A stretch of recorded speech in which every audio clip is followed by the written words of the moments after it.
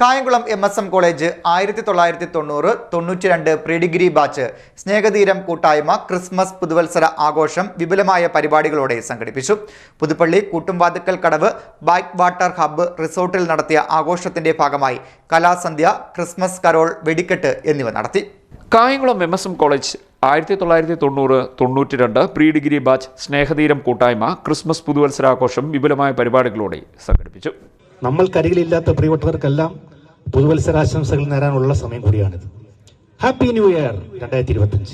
നമ്മുടെ ജീവിതത്തിലെ ഏറ്റവും മികച്ച വർഷമാകട്ടെ എന്ന് വർഷമായിരിക്കട്ടെ വരാൻ പോകുന്നത് എല്ലാവിധ ആശംസകളും നേരുന്നു. നിങ്ങൾക്ക് സന്തോഷം നിറഞ്ഞ ഒരു പുതുവത്സരം ആശംസിക്കുന്നു.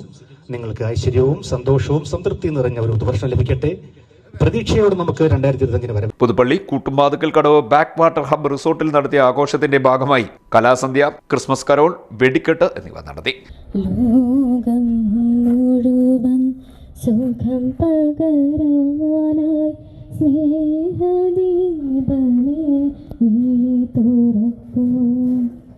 ഖദന നിവാരണ കനിവിന്നുറവേ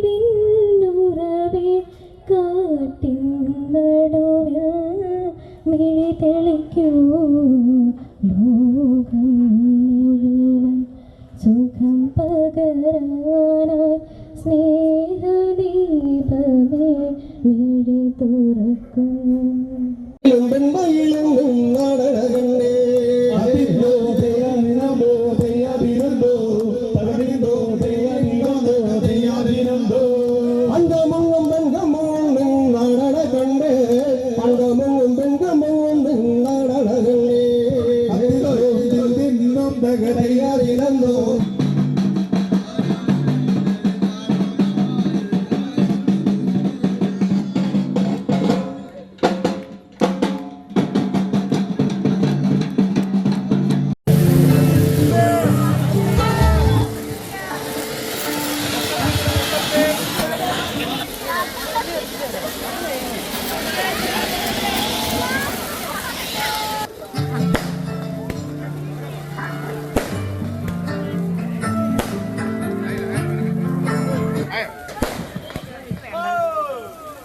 ചടങ്ങിൽ കൂട്ടായ്മ പ്രസിഡന്റ് റസിയ സലീം അധ്യക്ഷയായി. സ്നേഹതീരം മുൻ പ്രസിഡന്റ് ബിനു ഡയമണ്ട് ക്രിസ്മസ് പുതുവത്സര സന്ദേശം നൽകി.